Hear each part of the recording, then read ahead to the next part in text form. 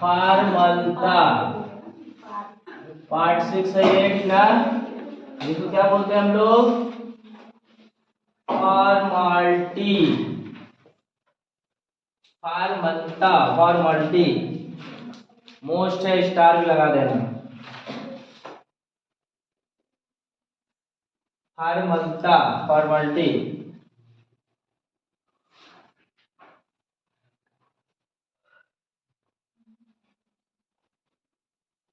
चलो समझते हैं इसको। नाम क्या है इसका? फॉर्मलता। इंग्लिश में क्या बोलते हैं? फॉर्मलिटी। किसे रिप्रेजेंट करोगे? हो गया क्लियर। इसको किसे रिप्रेजेंट करेंगे? कैपिटल एफ से। अच्छा ये फॉर्मलता, ठीक है। ऐसा कोई और पीछे हेडिंग आया है? हाँ, नॉर्मलता आया है ना। नॉर्मलता और फॉर्मलता में कोई अंतर नहीं है। क्या? देखो समझाते हैं। एक क्या इसी का नाम पढ़े हो? नॉर्मलता। और एक क्या आ गया? फॉर्मलता। आया ना। इन दोनों में ज्यादा अंतर नहीं है। जिस प्रकार इसको कैलकुलेट किए उसी प्रकार किसको कैलकुलेट करना है। बस यहाँ पे पॉइंट याद कर लो, ये जो आया है सिर्फ आयनिक कंपाउंड के लिए आया है। किसके लिए? आयनिक कंपाउंड के लिए। और आयनिक कंपाउंड पहचानने जानते हो, जैसे NaCl, अभी तुम देखे Na2CO3। आयनिक कंपाउंड मतलब जिसमें प्लस माइनस का चार्ज हो। लेकिन दोनों का कैलकुलेशन क्या कैसे करोगे? सेम मेथड द्वारा करोगे। नॉर्मलता किसे कहते हैं? किसको याद है? नॉर्मलता, नॉर्मालिटी, जिसको N से प्रदर्शित करते थे। बताओ। ग्राम तुल्यांकों की संख्या क्या? किसी भी विलयन के 1 लीटर आयतन में उपस्थित ग्राम तुल्यांकों की संख्या को ही क्या कहते हैं?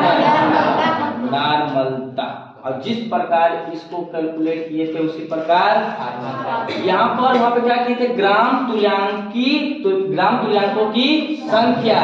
यहाँ पे करोगे तो ग्राम सूत्र द्रव्यमानों की संख्या। बस यहीं पे फार्मूला में चेंज करना है तुम्हारा।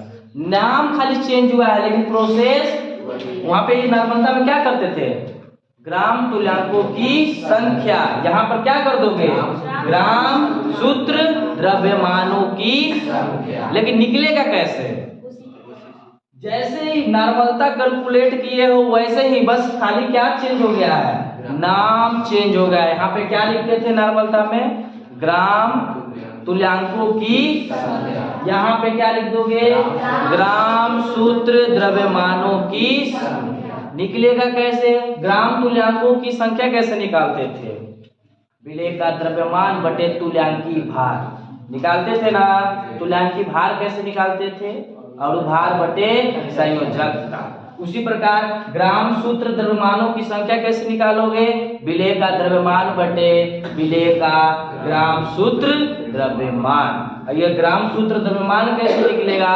वही जो आयनिक कंपाउंड वाला था, 1 प्लस 1 माइनस वाला जो चार्ज वाला था। देखो समझो कुछ समझो, ठीक है। इसका फार्मूला का डेफिनेशन क्या हो जाएगा? वही है। कौन सा? नॉर्मलता का जो बोले हो वही है तुम्हारा। किसका? फॉर्मलता का। अंतर क्या है? ये किस कंपाउंड के लिए लगता है? आयनिक कंपाउंड के लिए। इसमें कै लीटर विलयन लिए थे? इसमें भी क्या लोगे?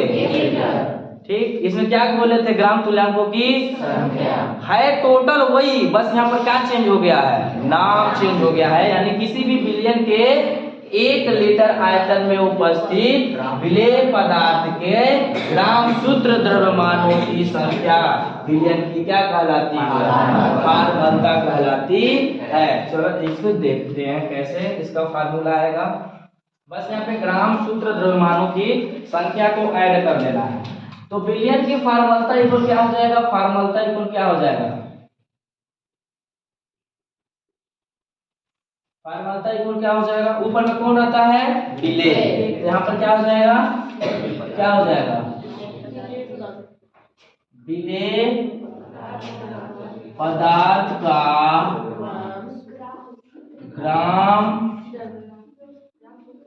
ग्राम सूत्र द्रव्यमानों की संख्या। हाँ, द्रव्यमानों की संख्या। ग्राम सूत्र द्रव्यमानों की, जैसे वहां पे क्या किए थे, ग्राम तुल्यांकों की, यहाँ पे नया नाम आ गया है क्या, ग्राम सूत्र द्रव्यमानों की। नीचे क्या रहेगा, वहां पे क्या था, विलयन का आयतन लीटर में, यहाँ पर भी क्या रहेगा, यहाँ पर भी क्या रहेगा, विलयन का आयतन किस में रहेगा, लीटर में, ये भी रहेगा लीटर में। फिर क्या करें, इसका दूसरा पार्ट, ग्राम सूत्र द्रव्यमानों की संख्या कैसे निकालोगे, फिर से वही प्रोसेस एक बार और, फॉर्मूला इक्वल, ठीक। इसका विलेय पदार्थ का ग्राम सूत्र द्रव्यमानों कैसे निकालोगे, विलेय का द्रव्यमान बटे विलेय का ग्राम सूत्र द्रव्यमान, यानी क्या हो जाएगा, विलेय का द्रव्यमान डिवाइड, द्रव्यमान किस में रहेगा, ये बता दो, किस में रहेगा, ग्राम में रहेगा, ठीक। डिवाइडेड क्या रहेगा, डिवाइडेड क्या रहेगा, विलेय का द्रव्यमान हो गया, विलेय का ग्राम सूत्र द्रव्यमान, विलेय का ग्राम सूत्र, हाँ, द्रव्यमान, ग्राम सूत्र द्रव्यमान। होल डिवाइडेड क्या है, टोटल पे डिवाइडेड क्या है, टोटल, हाँ, विलयन का आयतन किसमें है, अगर हम इसको क्या ले लेते हैं, ml में ले लेते हैं, तो क्या परिवर्तन आएगा, क्या आएगा परिवर्तन, मल्टीप्लाई क्या आ जाएगा, 1000 आएगा कि नहीं। हाँ, फॉर्मूला को किससे रिप्रेजेंट करते हैं, यफ से, किससे, यफ से। विलेय का द्रव्यमान किससे रिप्रेजेंट करते हैं, W या W, एक बी तो विलायक को नाम देते थे, कोई दिक्कत, कुछ भी कर सकते हो, ऐसा जरूरी नहीं है, ठीक है। डिवाइडेड, इसका डिवाइडेड कौन है, इसका अगर डिवाइडेड यहाँ पे कौन, विलेय का ग्राम सूत्र द्रव्यमान, यानी ग्राम सूत्र द्रव्यमान, ठीक है। तो फार्मूला किसका, ए का, ठीक है, एफ नाम इसका दे दिया गया, ठीक है, दे सकते हो, एफ मतलब फार्मूला किसका, ए बोले तो कौन, विलेय, विलेय का क्या, द्रव्यमान। जैसे ये, अब देखो कंफ्यूजन ना होके, इसीलिए तुम ये विलेय का ग्राम सूत्र द्रव्यमान, यही तुम्हारा है कौन, अणुभार, और कोई नहीं है, ठीक ना। विलेय का ग्राम सूत्र द्रव्यमान को ही क्या यहाँ पे नाम दे दिया गया, अणुभार, ठीक ना, अणुभार को ही ये लिख दिया गया, जैसे पीछे कैलकुलेट करते थे उसका ऐसे कैलकुलेट करोगे, और कोई आइडिया नहीं, ठीक ना। तो विलेय का द्रव्यमान बटे डायरेक्ट क्या कर सकते हो, अणुभार, यहाँ पे नाम चेंज हो गया, क्या, विलेय का ग्राम सूत्र द्रव्यमान, ग्राम सूत्र द्रव्यमान को ही क्या बोलते हैं, अणुभार, और अणुभार तुम डायरेक्ट ऐसे निकाल लेना, ठीक है। और डिवाइडेड क्या हो जाएगा, डिवाइडेड विलयन का आयतन भी, किसमें, ml को मल्टीप्लाई क्या आएगा, 1000 आएगा ना। हाँ, लास्ट स्टेप क्या आता है तुम्हारा, लास्ट स्टेप क्या आता है, F इक्वल क्या आ जाएगा, WA बाई FA होगा, मल्टीप्लाई क्या कर दे हम यहाँ पे, 1/v कर दे, 1/v किस में रहेगा, ये ml, मल्टीप्लाई क्या कर दे, 1000, ठीक। अब हमें बता दो W क्या है, W क्या है, विलेय का द्रव्यमान, F क्या है, विलेय का ग्राम सूत्र द्रव्यमान, मल्टीप्लाई 1/v क्या है, विलेय का आयतन, मल्टीप्लाई क्या है, 1000। तो इसका डेफिनेशन क्या हो जाएगा, फार्मूला इक्वल क्या हो जाएगा, किसी भी विलयन के 1 लीटर आयतन में उपस्थित विलेय पदार्थ का ग्राम सूत्र द्रव्यमानों की संख्या को ही विलयन की क्या कहते हैं, फॉर्मूला कहते हैं। अब ये ग्राम सूत्र द्रव्यमान कैसे निकलेगा? विलेय का द्रव्यमान को किससे? विलेय का ग्राम सूत्र द्रव्यमान बोले तो अणुभार, डायरेक्ट अणुभार से डिवाइड कर दोगे तो ग्राम सूत्र द्रव्यमानों की संख्या निकल जाएगा। और ये रहा तुम्हारा क्या सिंबॉलिक फार्मूला, ठीक है ना, सिंबल द्वारा जिसको प्रदर्शित करते हैं। चलो डिफाइन करते हैं।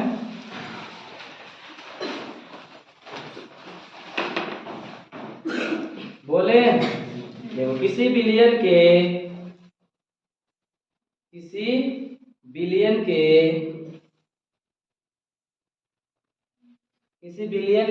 1 लीटर आयतन में उपस्थित, किसी बिलियन के 1 लीटर आयतन में उपस्थित विलेय पदार्थ के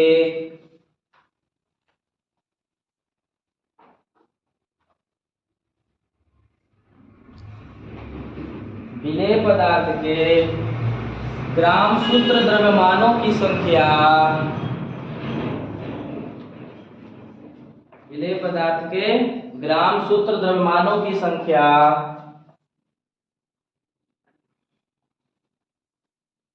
विलयन की फॉर्मूलता कहलाती है।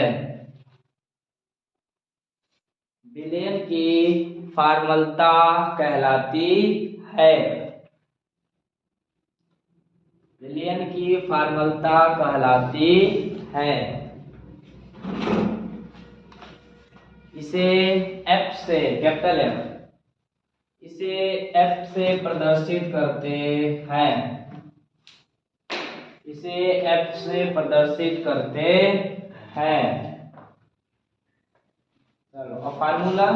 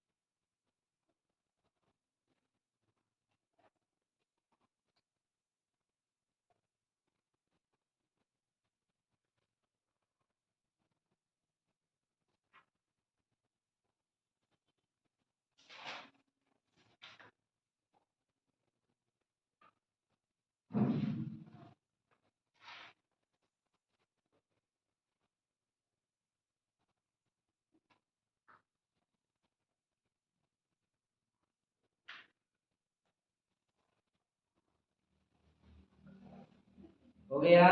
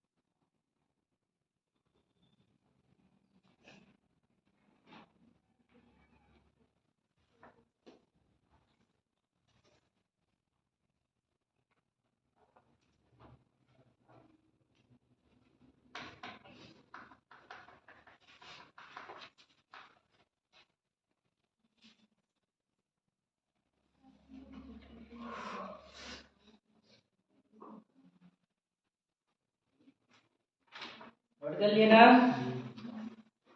चलो इस पे सवाल चलते हैं। लिखो क्वेश्चन। बोले 1000 मिली बिलियन में 1000 मिली बिलियन में, 1000 मिली बिलियन में यानी ml 1.17 ग्राम, 1.17 ग्राम,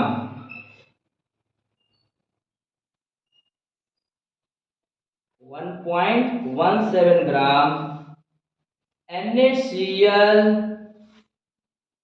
1.17 ग्राम NaCl वाले बिलियन की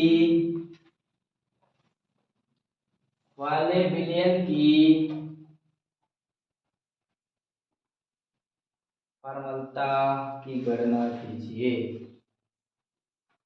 फॉर्मलता की गणना कीजिए।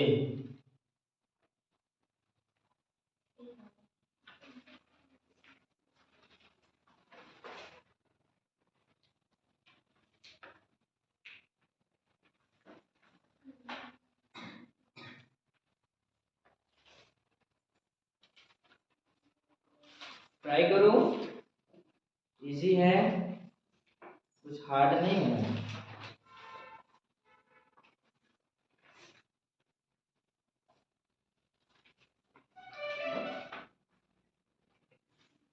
चलो सवाल देख लो, ठीक है। 1000 मिली है, क्या है 1000 मिली, तो क्या दिया है, ये क्या दिया है बिलियन का आयतन, बोले तो भी कितना दिया है 1000 ml मिली, ठीक। फिर 1.17 यानी NaCl का क्या दे दिया द्रव्यमान, द्रव्यमान बोले तो क्या दिया WA, कितना दे दिया बोलो 1.17 ग्राम WA दे दिया। अब हमें क्या चाहिए फिर, ठीक है, तो क्या निकाल लेते हैं NaCl का ग्राम सूत्र द्रव्यमान।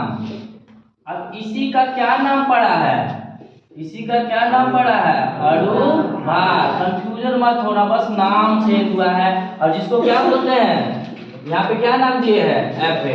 बताओ सोडियम कितना होता है 23, क्लोरीन का कितना होता है 35.5, टोटल कितना आ जाएगा 58.5 ग्राम पर मोल, ठीक है। आर्य द्रव्यमान का फॉर्मूला, अब बस वैल्यू रख दो। फॉर्मलता इक्वल क्या होता है, फॉर्मलता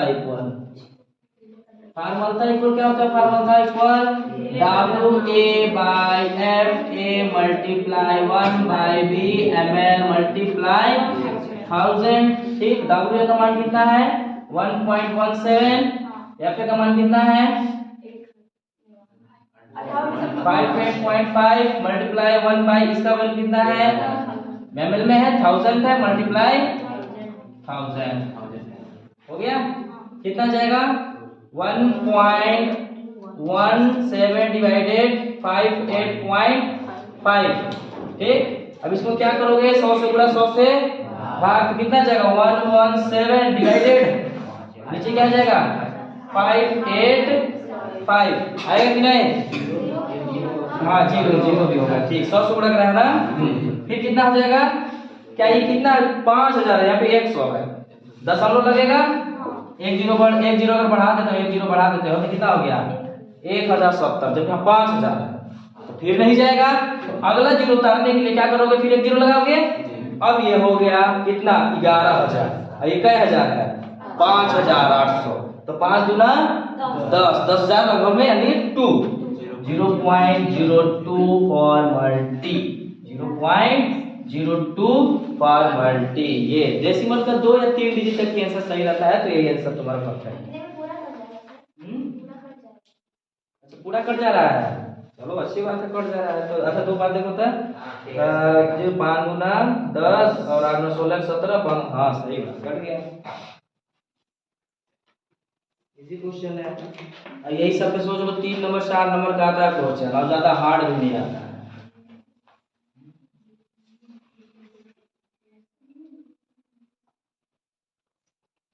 थोड़ा लॉजिक सा देता है बस।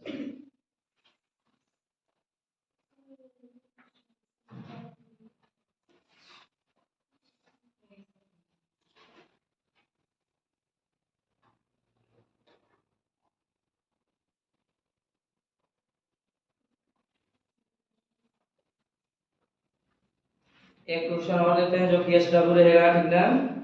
बस नॉर्मलता ही तुम्हारा क्या है, फॉर्मलता, बस थोड़ा सा लॉजिक चेंज हुआ है।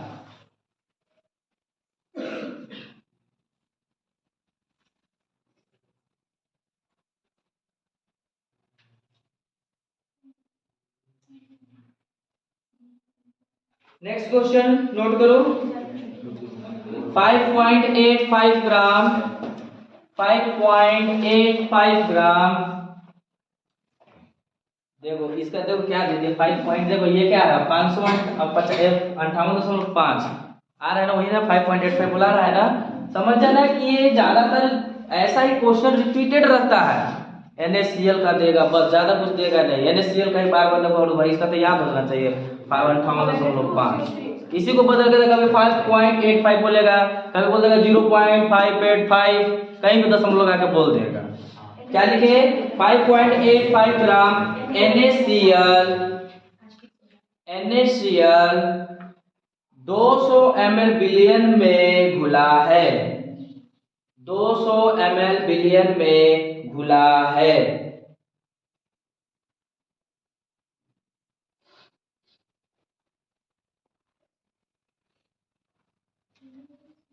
बिलियन की फॉर्मूला ज्ञात कीजिए, बिलियन की फॉर्मूला ज्ञात कीजिए।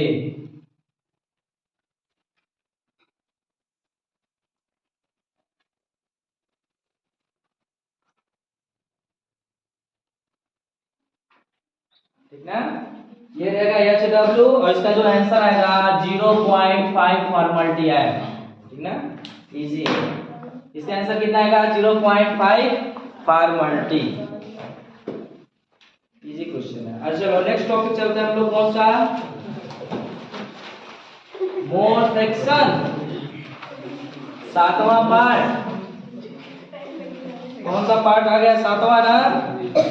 ये लास्ट तुम्हारा जिसका नाम क्या है, मोल प्रभाज या मोल अंश।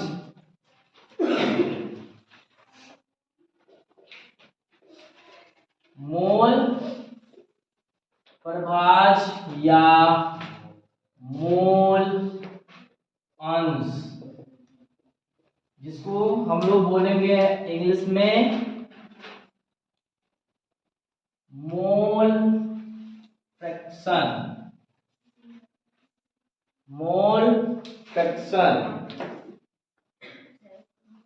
मोल फ्रैक्शन बोलेंगे।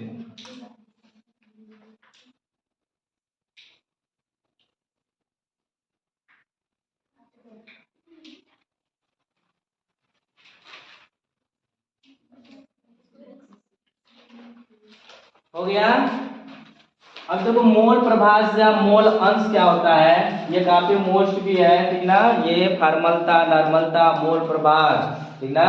ऐसे काफी बारीकी से इसको भी समझना। मोल प्रभाज या मोल अंश, जिसको क्या बोलते हैं, मोल फ्रैक्शन। देखो इसको इसको यक्स से प्रदर्शित करते हैं, किससे, कैपिटल एक्स से प्रदर्शित करते हैं। अब देखो मोल फ्रैक्शन यानी मोल प्रभाज क्या होता है, ठीक है। अब तुम दिमाग लगा, अब तुम लोग एक क्वेश्चन बताओ, जब हम लोग किसी भी बिलियन को बनाते हैं, क्या करते हैं, बनाते हैं, तो इसमें कौन है, लॉजिक सा बात है, कौन है, हाँ विलेय है, और क्या है, विलायक है ना। कोई कंफ्यूजन नहीं है, क्योंकि द्विअंगी विलेय पढ़ रहे हैं हम लोग, ठीक ना। एक विलेय है और कौन है, विलायक। अब ठीक ना, अब इसको हमको तुम लोग बताओ। अब हम लोग इसको मोल, अब मोल पीछे याद करो, मोल किसको बोला जाता है, मोल किसको बोला जाता है, मोल एक संख्या है ना। जैसे दर्जन ये क्या है, क्योंकि एक दर्जन बराबर कितना होता है, एक दर्जन बराबर कितना होता है, 12।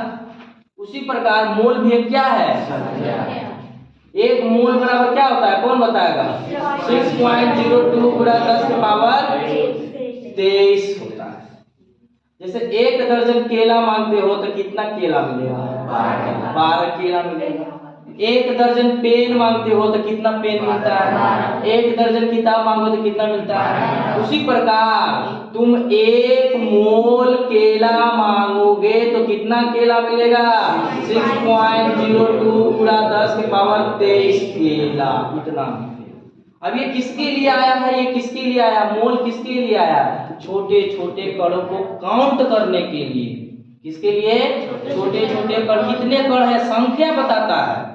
ये नहीं बताया कितना लीटर है, कितना, तौलता नहीं है। ये क्या बताता है? संख्या बताएगा, उसका वजन नहीं बताएगा। मोल क्या बताता है? मोल सिर्फ क्या बताएगा? संख्या। वो ये नहीं बताएगा कितना वजन है, कि कितना लीटर है, कितना द्रव्यमान है। ये सिर्फ क्या बताएगा?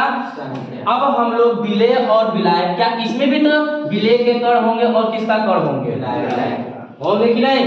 अब होंगे तो वो भी तो काउंटेबल होंगे कि विलेय के 1 करोड़ कण है कि 2 करोड़ कण है, विलायक के 10,000 कण है कि 1 अरब कण है। काउंटेबल होगा कि नहीं? छोटे छोटे कण ही होंगे, लेकिन होंगे ना। तो अब देखो, विलेय के कण होंगे और किसका होंगे? विलायक का भी कण होंगे। तो देखो, विलेय का कण, जब विलेय का कण निकालोगे, कहां से निकालोगे? मान लो, अब देखो छोटा लॉजिक लेते हैं। मान लेते हैं इसमें कितना कण है? 100। तो 100 कण में से किसका किसका कण है? विलेय का भी है और विलायक का। अब कोई बता दिया कि विलेय का जो छोटे छोटे कण है वो 20 है। क्या है? 20 है। ठीक। और विलायक का कितना हुआ? 80 कण हुआ। तब ना मिलकर कितना बनेगा? 100। तो जब इसका मोल अंश, देखो नाम से अंश, देखो अंश, जैसे हाई स्कूल का एग्जाम दिए, टोटल मार्क कितना का था? 600। तो उसका कितना अंश लाए तुम लोग? 400 कोई लाया होगा, 500 लाया होगा, 420 लाया होगा, 450 लाया होगा। तो उसका अंश न लाए। तो कुल बिलियन में विलेय का भी कुछ अंश होगा और विलायक का भी क्या होगा? अंश होगा। अब तुम बताओ, मोल अंश चाहे मोल प्रभाज निकाल, किसका निकालोगे? या तो विलेय का या तो विलायक का। तो विलेय का, मान विलेय कितना कण था? 20। कहां से अंश निकाल रहे हो? अंश तो कहां से निकाल रहे हो? 100 में। मतलब ये बताओगे तुम कि 100 कण में से 20 कण किसका है? विलेय का। अगर तुम निकालो किसका निकालोगे? अभी विलेय का मोल अंश। अब किसका निकालोगे? विलायक। विलायक का मोल अंश निकालोगे क्या हो जाएगा? 80/100। यही हो गया तुम्हारा क्या? मोल प्रभाज या मोल अंश। अब देखो, अब इसका बहुत बड़ा फार्मूला बनेगा। क्यों? एक बार किसका फार्मूला बनेगा? विलेय का। और एक बार किसका बनेगा? विलायक का। यानी विलेय का मोल प्रभाज का अलग बनेगा। यही होगा जस्ट ऐसे ही। ठीक है। विलेय का मोल बटे बिलियन में ई का। अच्छा, ये क्या है? विलेय के मोल ही ना है, संख्या ही ना है, ई का है। बिलियन में उपस्थित कुल मोल, कुल ही मोल है ना। ठीक। अब अगर ये निकालोगे 80/100 वाला, मतलब विलायक वाला, तो ये 80 कौन है? विलायक के मोल। ये कौन है? बिलियन में उपस्थित कुल मोल। तो परिभाषा यही बोलोगे मोल प्रभाज में, किसी भी बिलियन में, किसी भी बिलियन। अब देखो एक साथ दोनों नहीं बोलना है, तो अब ये बिलियन के ये दोनों क्या कहलाते हैं? क्या कहलाते हैं? अवयव कह सकते हो या क्या कह सकते हो? घटक। क्या कर सकते हो? क्यों? विलेय और विलायक का है, बिलियन का घटक है या तो क्या है? तो बिलियन में उपस्थित किसी घटक के मोल प्रभाज और बिलियन में उपस्थित कुल मोल, ठीक ना, कुल मोल के अनुपात को ही क्या कहते हैं? क्या कहते हैं? मोल अंश या मोल प्रभाज। एक बार फिर समझो, घटक में कौन हो सकते हैं? कुछ भी हो सकता, विलेय और विलायक दोनों से कोई हो सकता है। तो हम लोग एक ही बार में डेफिनेशन बोलेंगे मोल प्रभाज और मोल अंश का। क्या बोलेंगे? घटक बोल देंगे तो दोनों आ जाएंगे। तो बिलियन में क्या? बिलियन में किसी घटक, क्या? किसी घटक या किसी अवयव के मोलों की संख्या तथा बिलियन में उपस्थित कुल मोलों की संख्या के अनुपात को ही क्या कहते हैं? मोल अंश या मोल प्रभाज। इसे किससे रिप्रेजेंट करेंगे? देखो इस पे भी बोल सकते हो, इस पे ये कौन है? विलायक। अब अलग अलग बोलोगे तो क्या बन जाएगा? दो डेफिनेशन नहीं बनेगा। किसी विलयन में उपस्थित विलेय के मोलों की संख्या और विलयन में उपस्थित कुल मोलों की संख्या के अनुपात को ही क्या कहते हैं? मोल प्रभाज। किसका मोल प्रभाज? किसका? अगर विलायक का बोलते हो तब विलयन में उपस्थित विलायक के मोलों की संख्या तथा विलयन में उपस्थित कुल मोलों की संख्या के अनुपात को ही क्या कहते हैं? विलायक का मोल प्रभाज। समझ में आया? तो इसका अगर दोनों को मिलाकर के बोलोगे तो इसका दोनों एक ही होना चाहिए यूनिट। क्या या तो घटक बोल दो या क्या बोल दो? तो विलयन में उपस्थित किसी घटक के मोलों की संख्या तथा विलयन में उपस्थित कुल मोलों की संख्या के अनुपात को ही मोल प्रभाज। उस घटक को ही क्या बोलते हैं? मोल प्रभाज या मोल अंश। और इसे किससे रिप्रेजेंट करते हैं? यक्स से प्रदर्शित करते हैं। पहला डेफिनेशन नोट करो। किसी विलयन में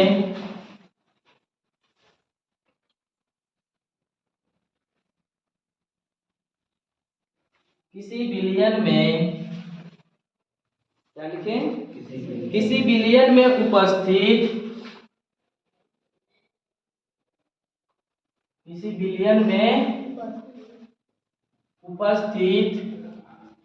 किसी घटक या अवयव, कुछ भी करना ऑब्लिक करके कर लेना, किसी घटक या अवयव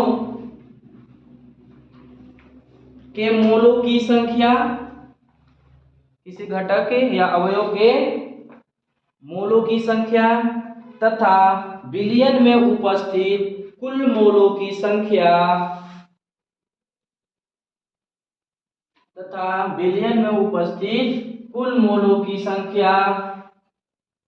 विलयन में उपस्थित कुल मोलों की संख्या के अनुपात को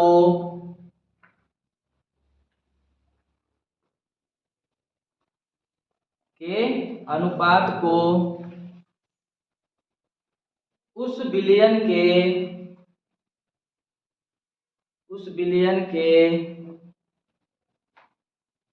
उस अवयव या घटक के मोल प्रभाज, उस विलयन के उस अवयव या घटक का मोल प्रभाज कहते हैं। मोल प्रभाज कहते हैं।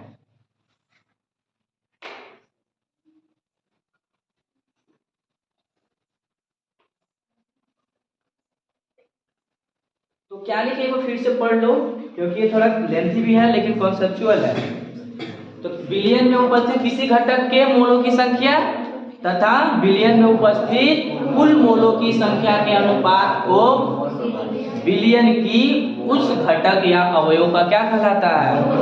अगर तुम विलेय का बोलना चाहोगे तब वहां पे जहां घटक या अवयव की वहां पे क्या कर दोगे? विलेय। अगर विलायक का निकालना चाहते तो वहां पे क्या कर दोगे? अवयव या घटक की जगह पे। तो यहाँ पे हम लिखते हैं क्या? विलयन में उपस्थित किसी घटक के अवयव की मोल प्रभाज। ठीक है, यहाँ पे शॉर्ट बनाते हैं। किसी घटक के मोल प्रभाज या मोल अंश इक्वल किसी घटक के क्या? किसी घटक के मोल प्रभाज। ठीक है, घटक लिया, अभी तो विलेय विलायक नहीं लिया है, तो घटक की जगह पे कौन हो सकता है? विलेय। हाँ हो सकता है। ठीक, चलो अब इसको कहते हैं क्या?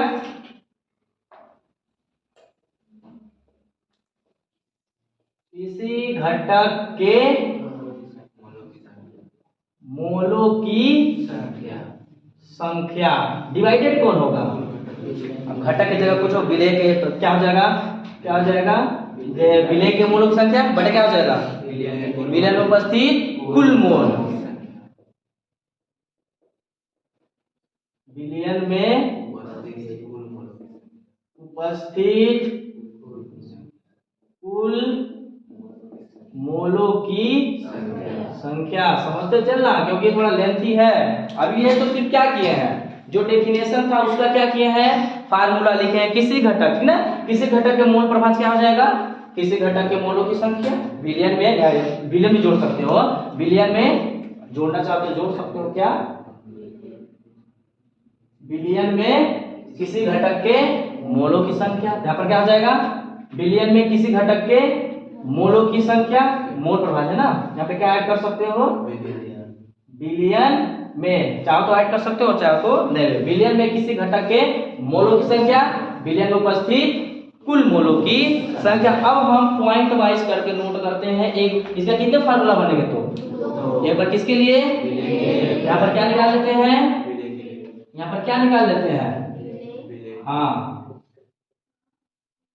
विलेय का मोल प्रभाज या मोल अंश, विलेय का मोल प्रभाज इक्वल, अब क्या हो जाएगा, हाँ क्या हो जाएगा, विलेय के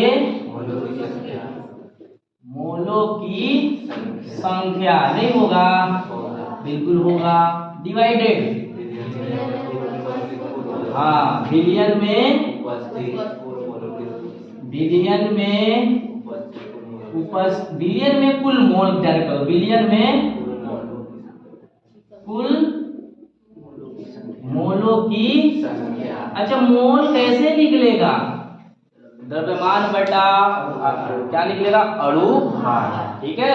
चलो, तो ये होगा विलेय के मोलों की संख्या बटा बिलियन में कुल मोल कैसे निकलेगा, बताओ, कुल मोल कैसे निकलेगा, कुल मोल, विलेय के मोल और विलायक का मोल क्या कर देंगे, चलो। अब विलेय का मोल प्रभाव को किससे रिप्रेजेंट करते हैं, किससे रिप्रेजेंट करते हैं, यक्स से, यक्स कर दिए। अब चूंकि ये क्या है, ये क्या है, यक्स का मोल प्रभाज है, कैसे पहचानेंगे कि विलेय का मोल प्रभाज है, यहाँ पर क्या कर दें, ए, पीछे ए रिप्रेजेंट करते आ रहे हो ना, तो ए क्या बताता है, विलेय, यक्स का बताता है मोल प्रभाज, यानी विलेय का मोल प्रभाज, विलेय के मोलों की संख्या। अब मोलों की संख्या किसे रिप्रेजेंट करते हैं, एन करते हैं ना, एन। अब एन तो है मोलों की संख्या, किसका मोलों की संख्या, कैसे पहचानोगे, हाँ ये यहाँ पे लगा दिए, ठीक। ए थोड़ा नीचे रहेगा ना, अच्छा से नोट कर लेना, देखो ये है एन और यहाँ पे है ए। बिलियन के कुल मोलों की संख्या कैसे निकलेगा, विलेय के मोलों की संख्या और विलायक के मोलों की संख्या को जोड़ देंगे, बिलियन का कुल मोल नहीं निकलेगा। क्या ये फार्मूला समझ में आया कि नहीं आया, बिल्कुल आया होगा। इसी प्रकार ये तो पहला फार्मूला निकला ना। अब इसी प्रकार क्या निकालेंगे हम लोग, हाँ, विलायक का मोल अंश या मोल प्रभाज इक्वल, बताओ फार्मूला क्या लिखा है, हिंदी में क्या लिखा है, विलायक के मोलों की संख्या, हाँ इजी है, विलायक के हाँ मोलों की संख्या डिवाइडेड क्या होगा, हाँ बिलियन में कुल मोलों की संख्या, ठीक। चलो, अब मोल प्रभाज को किससे रिप्रेजेंट करते हैं, किसका मोल प्रभाज, कैसे पहचान, यहाँ पे क्या कर देंगे, बी कर देंगे ना। मोलों की संख्या किसे रिप्रेजेंट करते हैं, किसका मोल है, कैसे पहचानेंगे, बी कर दिए। कुल मोल तो यही वाला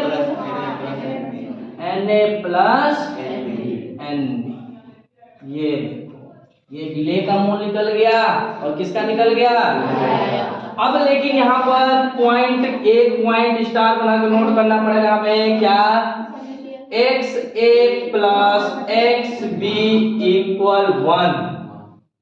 अगर दोनों को विलेय का मोल प्रभाज और विलायक का मोल प्रभाज दोनों को क्या कर देंगे तो कितना आएगा, कैसे आएगा, इसको जोड़ेंगे तो XA प्लस XB होगा, प्लस में क्या होगा Na बटा Na plus Nb plus Nb बटा Na प्लस Nb होगा। देखना शॉर्ट में कर रहे हैं। Na बटा क्या होगा Na प्लस Nb प्लस में क्या होगा Nb बटा Na प्लस Nb।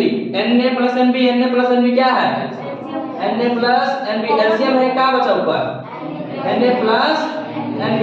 तो ऊपर नीचे दोनों क्या है हट गया। कितना आएगा यही क्वेश्चन में एक बार एमसीक्यू में पूछा था। अगर किसी विलयन में कुल मोलों की संख्या यानी विलय के मोलों की विलय का मोल प्रभाज और विलय का मोल प्रभाज जोड़ देते हैं तो उसका मान कितना आता है। ऑप्शन में 1 2 3 4 दिया था, तो कौन सा सही है? ये होना सही है, ठीक ना।